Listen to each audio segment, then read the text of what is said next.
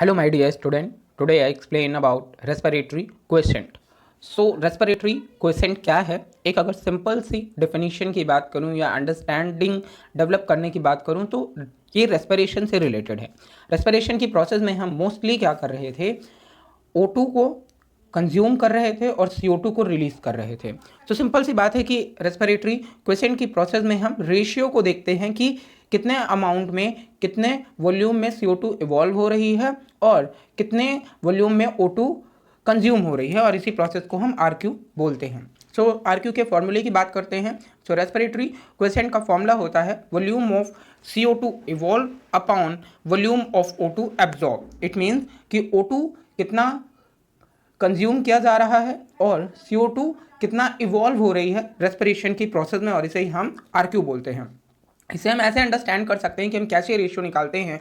तो सिंपल सी बात है, हमने यहाँ पे रेस्पिरेशन की रिएक्शन लिख दी कि रेस्पिरेशन की रिएक्शन है C6H12O6 and then plus 6O2, and then जब हम रिएक्शन कराते हैं तो यहाँ पर हमें 6CO2 प्लस 6H2 और एनर्जी का फॉर्मेशन करते हैं। तो सिंपल सी बात है, यहाँ पर अगर आप देखें तो यहाँ पर O2 के मॉलिक्यूल्स कितने हैं, 6 मॉलिक्यूल हैं, और CO2 के मॉलिक्यूल्स अगर हम देखें तो वो भी कितने हैं, 6 मॉलिक्यूल हैं। तो अगर हम इनका रेशियो निकालें या फिर अपने फॉर्मूले में इन्हें स्टैब्लिश करें तो यहाँ पर क्या फॉर्मूला हो जाएगा, RQ is equal to then 6CO2 and 6O2। अब जब हम यहाँ पर 6 से 6 को डिवाइड करेंगे तो 6 1 जा 6, इट मीन्स यहाँ पर हमारी RQ कितनी आने वाली है, 1 आने वाली है। तो यहाँ पर अगर एरोबिक रेस्पिरेशन में हमने ग्लूकोज का ऑक्सीडेशन किया या ग्लूकोज के RQ को कैलकुलेट किया तो यहाँ पर हमें कितनी वैल्यू मिलने वाली है, 1।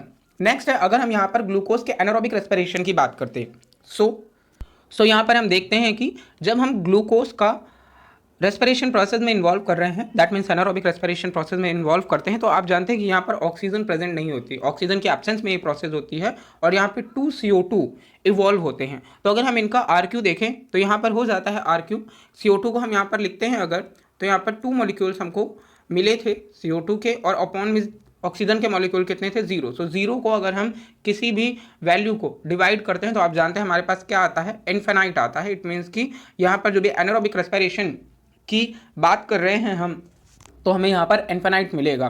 तो यहाँ पर RQ इज इक्वल टू क्या हो जाएगा, इन्फिनाइट होगा एनारोबिक रेस्पिरेशन के केस में। देन अगर हम ये बात करें कि हम इसे मीज़र कैसे करते हैं, RQ को मीज़र कैसे करते हैं, तो एक हमारे पास गैनोंग रेस्पिरोमीटर होता है जिसकी हेल्प से हम लोग मीज़र करते हैं RQ को। और अगर यहाँ पर हम लोग फैट की बात करते हैं तो फैट भी आपको ऐसे ही याद रखना पड़ेगा कि फैट का RQ होता है 0.7। इट मीन्स जब आप पूरी रिएक्शन लिखते हो ट्राईपाल्मिटीन की और वहाँ पर देखते हो कि कितने अमाउंट में ऑक्सीजन इवॉल्व हुए, तो अगर हम फॉर्मूले में रखें तो यहाँ पर ट्राईपाल्मिटीन को 145 ऑक्सीजन लेते हैं हम, और यहाँ पर 102 CO2 इवॉल्व होती है। तो यहाँ पर ओवरऑल हमें 0.7 RQ देखने को मिलता है। इट मीन्स कि यहाँ पर 1 से लेस ही होता है। और अगर एक ओवरव्यू देखें यहाँ पर, तो चाहे वो प्रोटीन हो या फैट हो, उसका RQ हमेशा 1 से कम ही होता है। तो ये बात हम हमेशा बोलते हैं कि RQ हमेशा क्या होगा, 1 से कम होगा प्रोटीन और फैट का। लेकिन अगर हम ऑर्गेनिक एसिड की बात करते हैं, चाहे वो सिट्रिक एसिड हो या फिर दूसरी थिंग्स, उनका RQ हमेशा 1 से ज़्यादा होता है। तो एक टेबल की हेल्प से समझ लेते हैं यहाँ पर। सो हियर अगर हम लोग बात करेंगे कार्बोहाइड्रेट की, तो यहाँ पर हमको RQ देखने को मिलेगा, क्या होगा, 1 होगा। अगर फैट की बात करते हैं तो 0.7 होगा। मैलिक एसिड की बात करेंगे तो 1.33 होगा। अब आपके दिमाग में आ रहा होगा कि यहाँ पर मैलिक एसिड क्या था, ऑर्गेनिक एसिड था। तो सिंपल सी बात है कि यहाँ पे ऑर्गेनिक एसिड हमेशा 1 से ज़्यादा होगी RQ की वैल्यू। सिट्रिक एसिड भी 1.33 है, ऑक्जेलिक एसिड का 4 होता है और टार्टरिक एसिड का 1.6 होता है। तो ये RQ हैं कुछ ऑर्गेनिक कंपाउंड्स के जो कि 1 से ज़्यादा होते हैं। सो आई होप कि आपको यहाँ पर RQ समझ में आया होगा। एग्जामिनेशन में MCQ में 1 मार्क्स के लिए इंपॉर्टेंट है और शॉर्ट क्वेश्चन में 2 मार्क्स के लिए ये वीडियो आपके लिए बहुत ज़्यादा इंपॉर्टेंट होगा। Thank you.